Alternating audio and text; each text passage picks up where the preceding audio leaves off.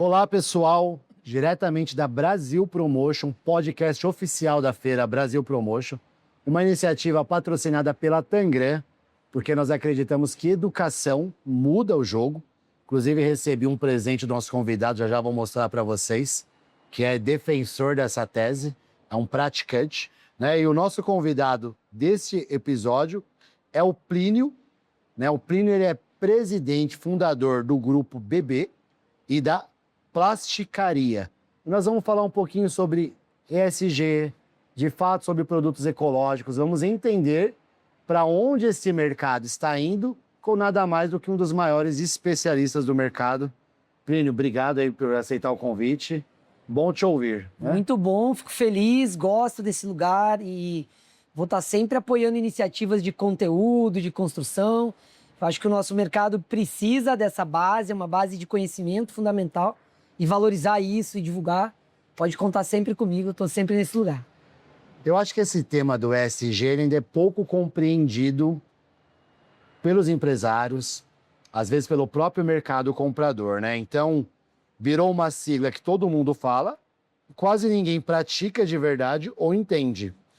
Depois de tantos anos nisso, o que o ESG virou que ele nunca deveria ter virado?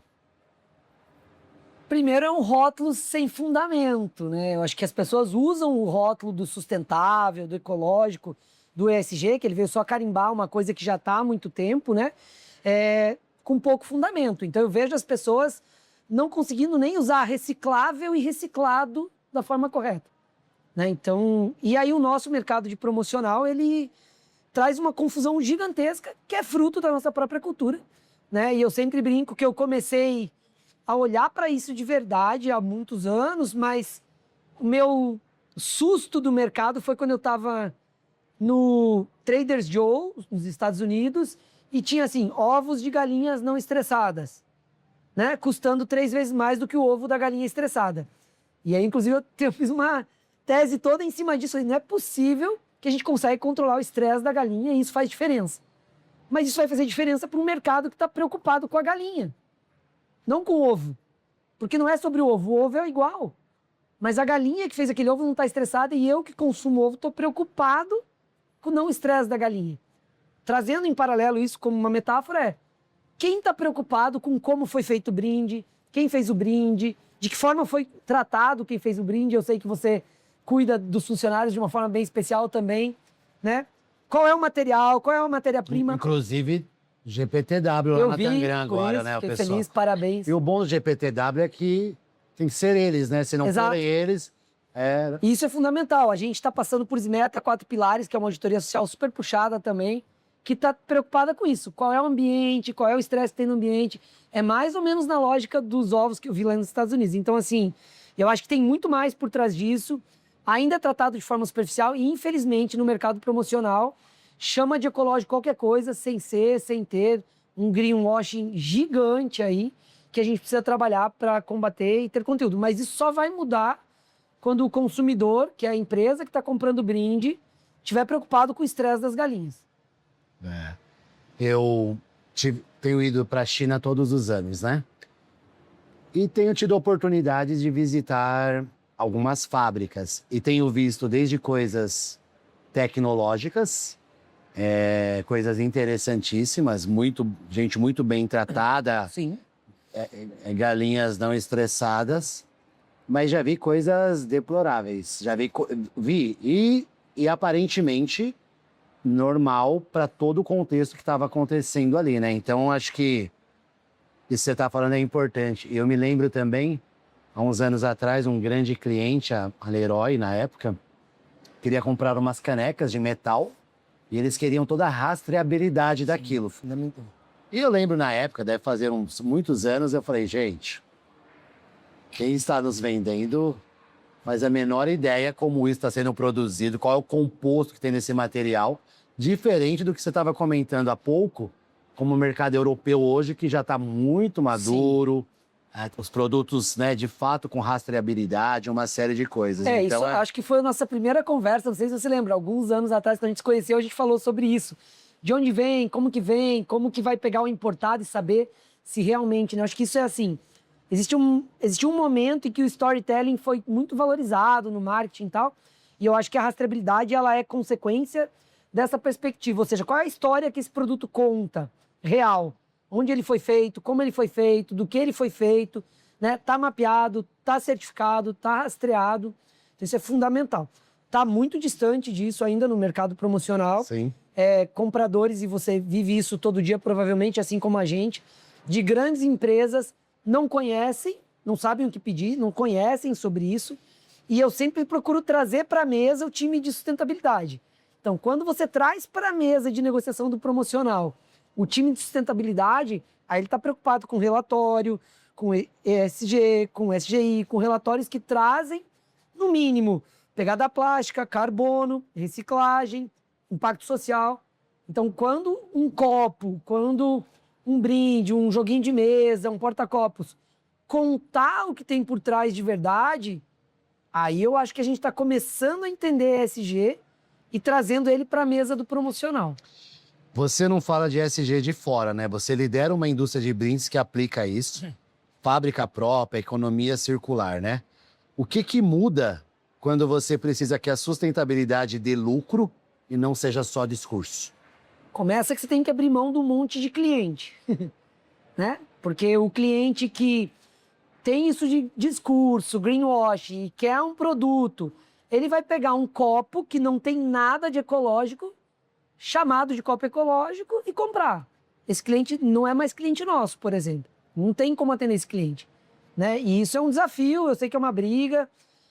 O mercado não está preocupado de entender o que é ecológico, né? 2, a gente tem que fazer uma mudança, é uma disruptura mesmo no mindset de produção, né? Então, como é a sua energia, como é seu resíduo, para onde vai, como que você mede, qual é o impacto, e assumir que não dá para vender preço, né? Não dá para vender preço, não dá para fabricar com tudo controlado, com os impactos medidos, com matéria-prima correta, né? Eu brinco muito assim, ó, primeira discussão que eu entrei Com cadeias nisso, de fornecimento, tudo regularizado, isso que eu ia falar. impostos recolhidos.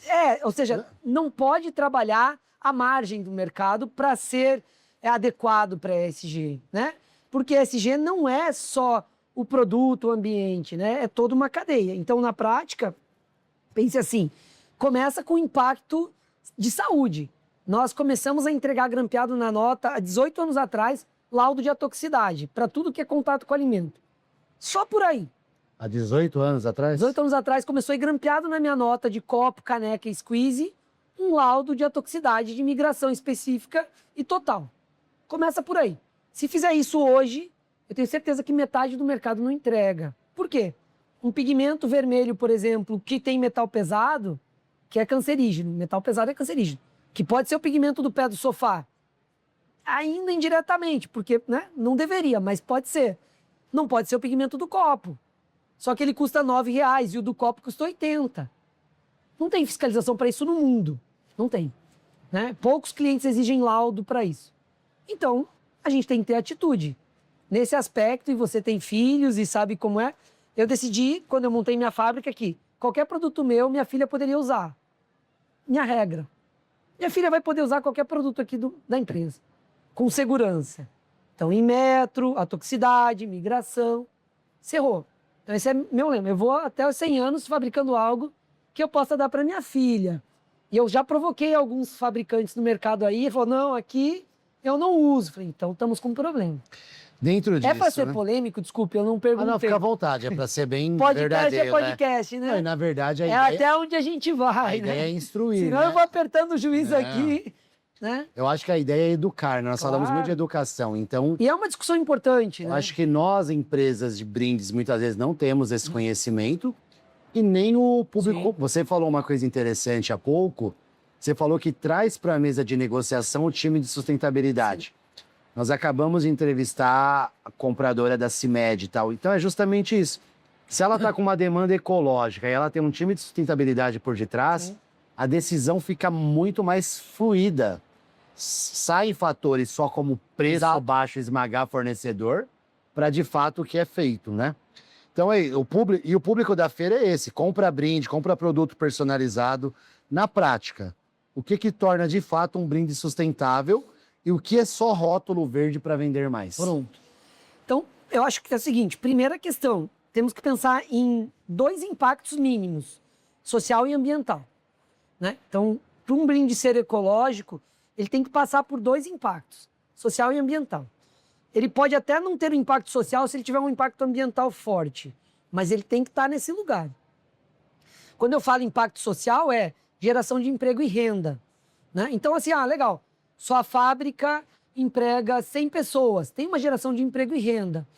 Ok, mas e sua fábrica tem uma matéria, nossa plasticaria, por exemplo, tem um material que impacta 15 cooperativas, 1.600 catadores. Então, você mediu um impacto social muito maior do que só os 100 empregados que estão lá na fábrica.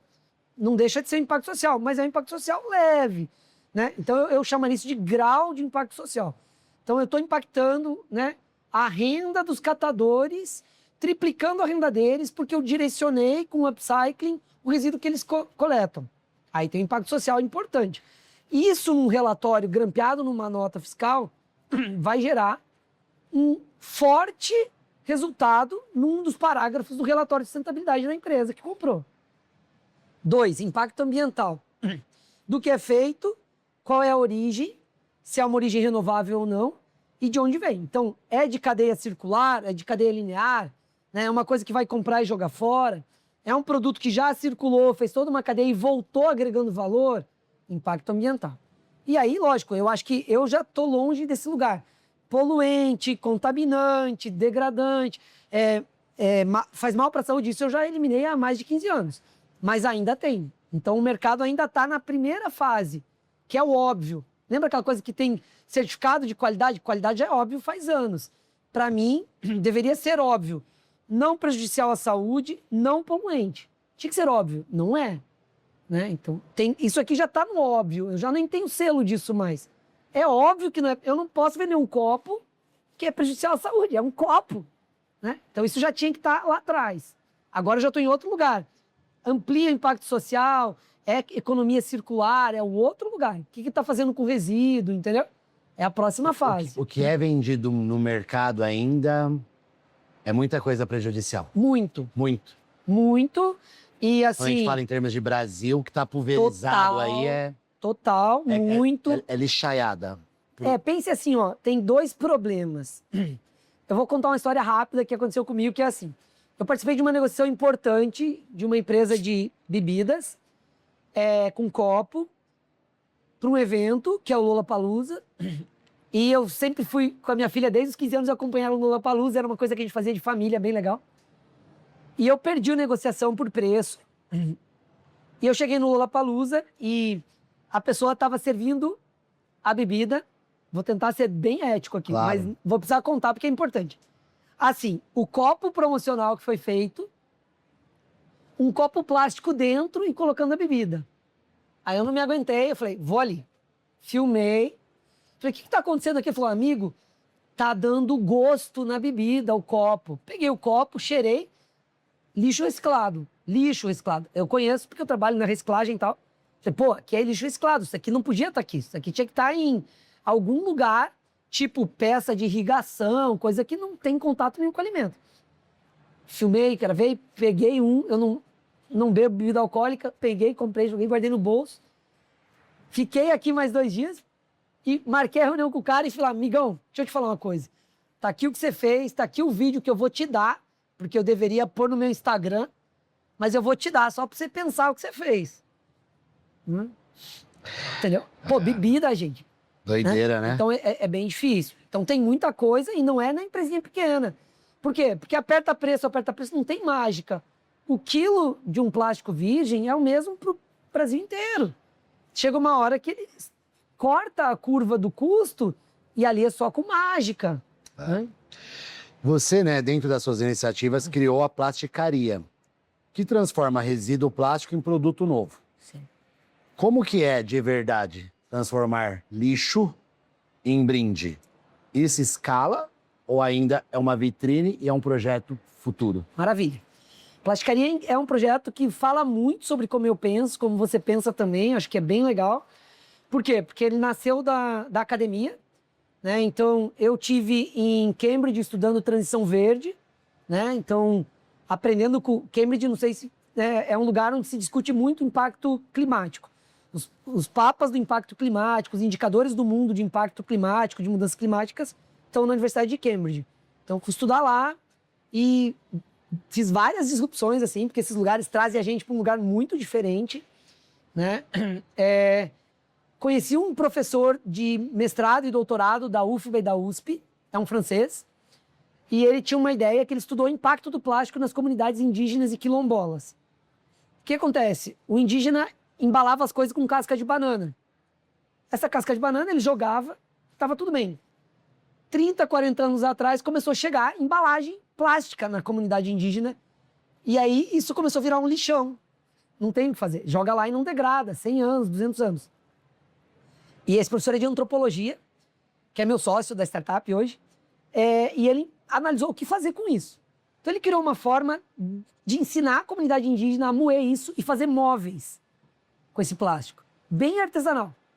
Forno de pedra, bem artesanal. Conheci esse projeto, falei, não, aqui tem uma virada de chave.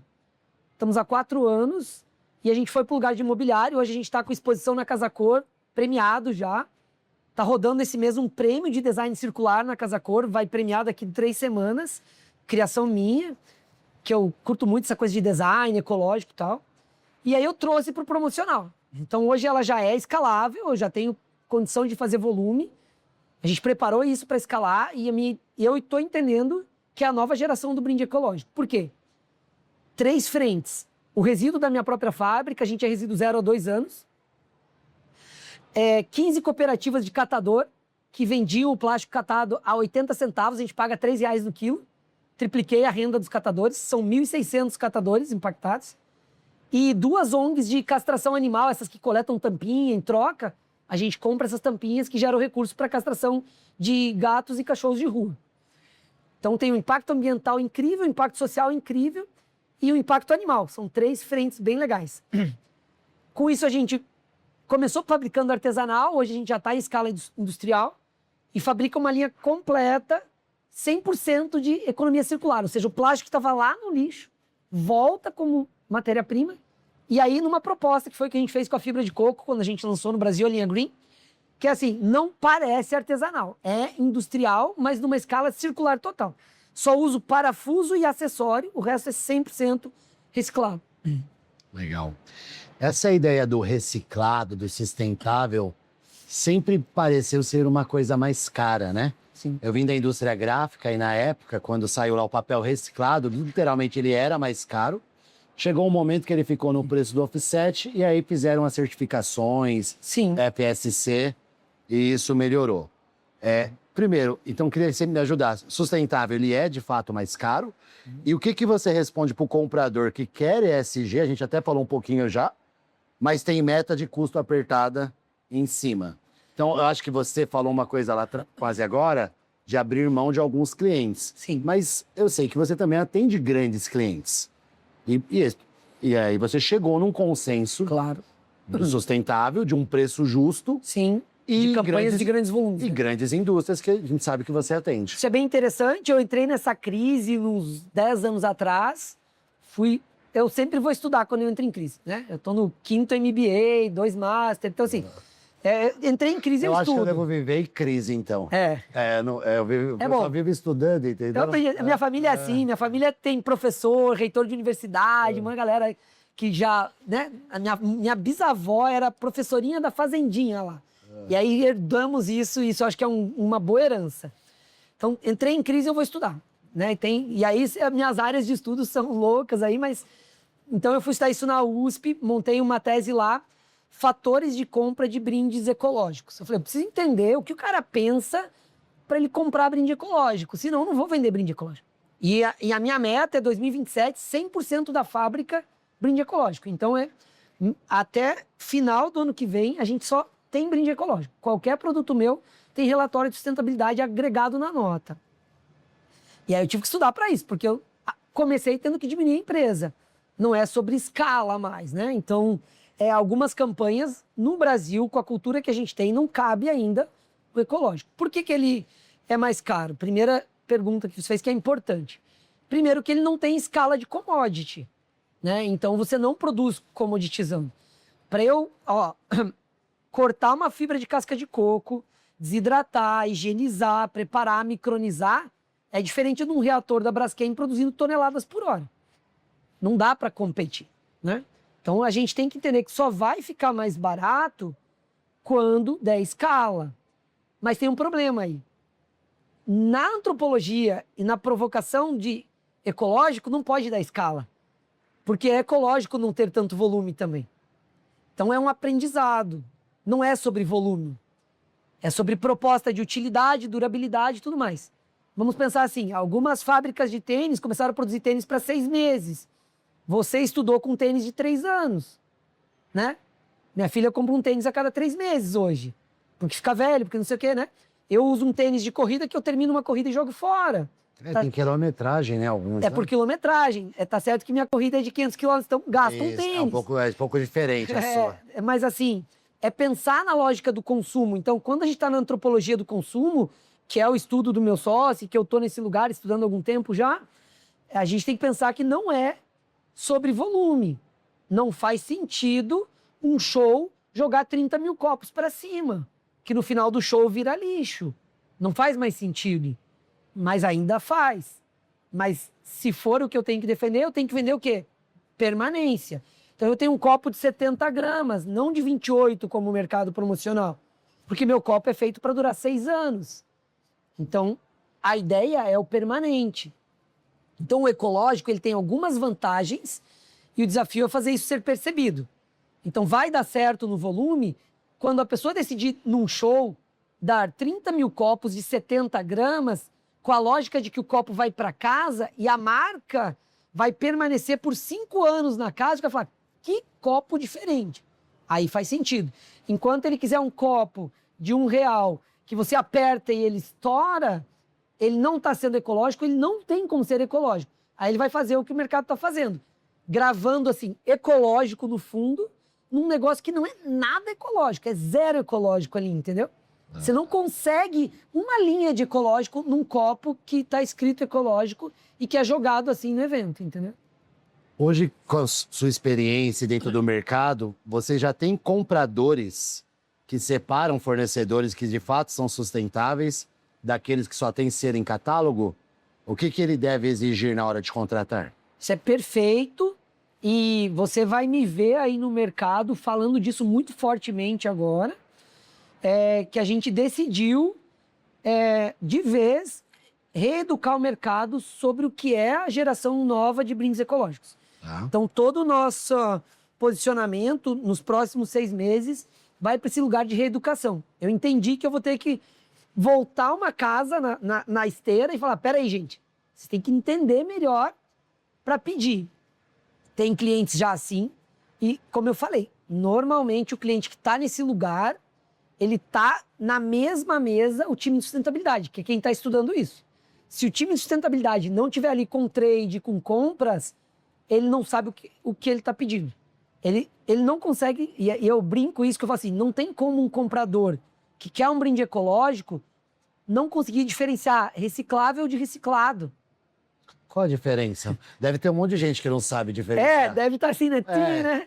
Deve ter um monte de... Como que é? Pensa o seguinte, reciclável é algo que você pode reciclar após consumo. Tá. Reciclado é algo que foi reciclado já. Passou pela cadeia e voltou. Tá bom. Qual que é o problema?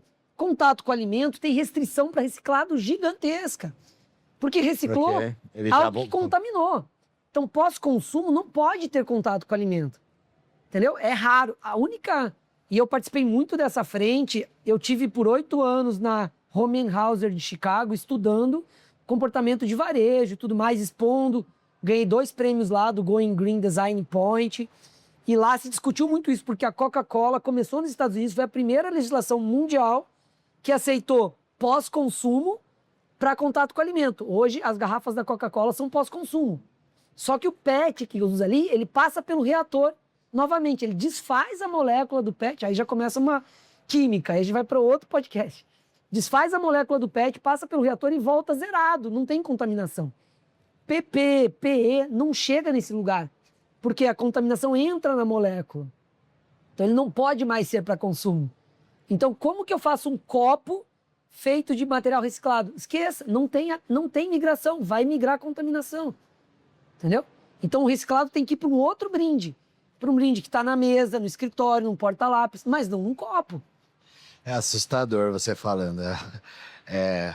Quando você pegar um copo reciclado, não tome, use de porta-lápis. Corta os copos de plástico que você fica me dando, viu, Melissa? Se não for do Plínio, você joga tudo fora os copos de plástico da Tangram. Misericórdia. Ô Plínio, as empresas, né? A gente já vem vendo essa discussão há alguns anos, cobrando ESG da cadeia inteira de fornecedores, né? E quem vende brinde ignora isso. Quanto tempo essas pessoas têm antes de ficar fora do jogo?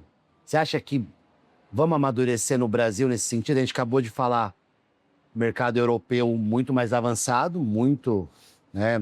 Não sei os números, mas a última vez que eu ouvi falava já de 60% do que já é vendido na Europa já tem origem, Certificado, certificado. Mas Brasil, eu não sei, você que é um estudioso da área, nós temos números? Não. O Brasil é ruim de números do mercado, né? Não tem. Você sabe que no promocional os números do Brasil são muito limitados, São né? Embora seja um mercado gigantesco.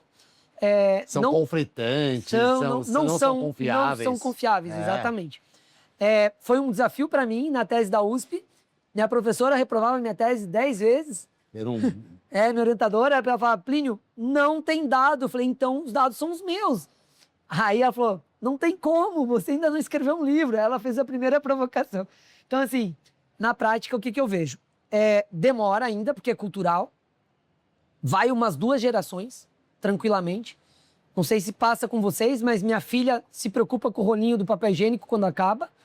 Isso já é uma geração, ela tem 24 anos. Ela é a próxima. Já tem a geração pós ela, né? Eu acho que vai mais umas 2.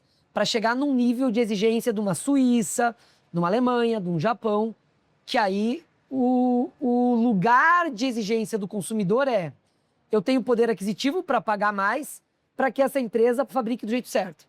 Então, olha o que a gente tem que resolver. Poder aquisitivo, nós temos um país com distribuição de renda muito complicado. Sim. 2, nós temos que resolver cultura.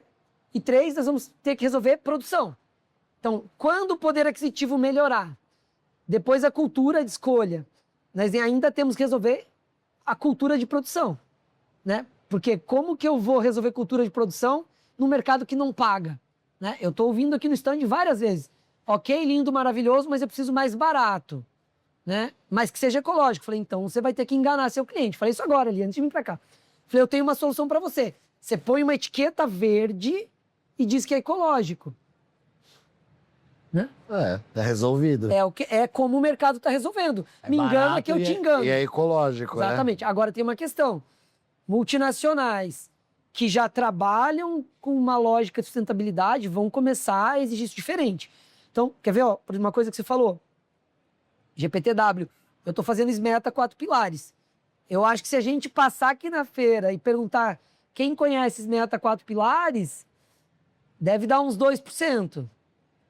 Isso deveria ser o mínimo, né? Que é uma auditoria social. Tem algumas, Fama, né? Sim. SGPs, Meta 4 Pilares. Que as grandes empresas exigem. Começam a exigir. Para comprar dos fabricantes. Por quê? Porque ela precisa ter certeza que você tem ambiente não estressante, ambiente seguro para os funcionários e ambiente juridicamente estruturado, né? Sem contar com emprego. E a gente não está falando de China, a gente está falando de Brasil, gente. Tem condições de emprego adequadas e tudo mais. Então, assim, demora para você estar num mercado que se preocupa com isso, né? Plínio, tem muita coisa para falar. De fato, a gente vai precisar fazer mais iniciativas, né? Vamos falar com o Auli, vamos tocar esse podcast da Brasil Promotion e você. Certeza. Durante o ano aí, né? Eu já falei com ele ontem, ele falou que se a gente... Ele falou que se tiver uma equipe que produz... Olha aí. Falei para ele, só precisamos da distribuição. É isso aí. Vamos caminhar aqui para um fechamento, né? Você acabou de falar, você estudou em Cambridge, na Green Transition Leadership. O que o mundo já entendeu sobre transição sustentável que o Brasil ainda finge que não viu ou não entendeu de fato? Essa história é bem interessante. Primeiro, eu sempre fui muito CDF. Acho que dá para entender, você já me conhece. Deu para perceber. sempre... eu contei já deu umas 12 formações. Eu fiz 3 faculdades, 5 MBAs e sempre estou fazendo alguma coisa diferente. Bom, e eu tinha orgulho, eu comecei a ter orgulho de ganhar bolsa, então eu fui para Cambridge com bolsa. Eu competi por uma bolsa mundo, fiquei finalista e ganhei essa bolsa. Então, ainda assim, queria chegar lá na raça mesmo, né? E eu cheguei lá, assim, eu me achava, até chegar lá, uma pessoa que entendia de sustentabilidade. Estudei, fiz tese na USP, beleza. Rapaz, nas primeiras 2 semanas de aula, eu falei, acho que eu preciso mudar meu nível de estudo nesse tema. Muita coisa que eu achava que eu, sabe? Foi aí que eu comecei a estudar antropologia do consumo, porque eu entendi que eu estava muito raso. E isso é 3 anos atrás. Com 4 MBAs. USP, FGV, Federal, SPM. E eu cheguei lá e falei, tô raso. Primeira aula foi com o Stephen Picken, que é um cara das galáxias aí, criador de indicador de mudança climática e tal. E eu falei, preciso ampliar, aprofundar mais. O mundo não entendeu muitas coisas, algumas escolas aí, Ivy League e tal, entenderam, e esses caras realmente entenderam, que é uma mudança de chave sobre volume, não é sobre o que eu falei agora há pouco, isso já está na minha cabeça, eu não quero mais vender volume, né? Eu tinha um indicador de volume, né? Hoje eu tenho um indicador de impacto, e o impacto tem que diminuir o volume, é muito louco. Não é sobre quantos milhões de copos eu vendia. Eu rasguei alguns contratos de milhões de copos importantes com empresas que não entendiam isso. Então, assim, primeira coisa é pensar em volume. Se não reduzir o volume, não vai resolver ecologia, né? Não vai resolver impacto social e ambiental. 2, origem. Origem tem que ser rastreada. Eu tenho uma startup que se chama Certix, incubada na Federal de Pernambuco, para estudar rastreabilidade de verdade. Onde nasce, para onde vai, por onde passa. Fundamental. Então, origem. E o mais importante, impacto social. A gente vive num país que, se as empresas não pensarem em impacto social, vai continuar uma nata e um volume apertado para viver. E aí, pensando assim, friamente, sem pensar em humano, gente, que isso vai ser em outro podcast, como que a gente pode pensar em sustentabilidade, né, numa pessoa que o salário da família não paga a alimentação? Esse cara vai escolher algo mais sustentável? Não vai, ele tem que sobreviver. Aí é um outro tema, aí entra em outra pauta, né, que é a pauta social, tal, que eu sou bem engajado também, e que a gente está muito distante no Brasil. Então, aqui no Brasil, a gente ainda está na base da pirâmide social, pensando no básico, que é comida e moradia. Aí a gente aqui discutindo se o plástico está longe, mas a gente precisa ter atitude. E não é só os 300 empregos que as nossas 2 empresas geram, é muito para além disso. Trazendo aqui para o nosso mercado, né? O que o comprador, o marketing, os RHs, qual o primeiro passo concreto que eles podem dar amanhã para sair do discurso e entrar na prática do ESG? Selecionar, escolher de verdade, né? Então eu tenho cliente diferenciado nisso. Eu tenho cliente que não embarca sem laudo de migração, por exemplo, que não embarca sem SMETA 4 pilares, sem auditoria social, não embarca. Não tem ordem de compra sem isso. São poucos. Mas pense que a gente vai para um lugar que é um cliente que está preocupado se o produto que está indo não migra contaminantes. Então, assim, eu acho que é o grau de exigência. Mas o grau de exigência vem da educação do comprador. Sim. Eu cansei de gastar meia hora da reunião que eu fui vender educando o comprador sobre o que ele deveria exigir, né? E aí eu tenho um caso muito interessante, que foi esse caso do copo do Lollapalooza, que o comprador falou assim, você vai ser meu consultor para problemas de... Falei, tudo bem, eu vou ser. E eu não vendo mais para eles, tá? Mas ele passou mais de 1 ano me ligando. Vou te mandar um negócio aí, você vê se é ecológico, se é Tava contaminante. te pagando pela consultoria? Não. Nem pedido, nada? Nada. Eu fiz isso porque eu queria... Os caras são incríveis.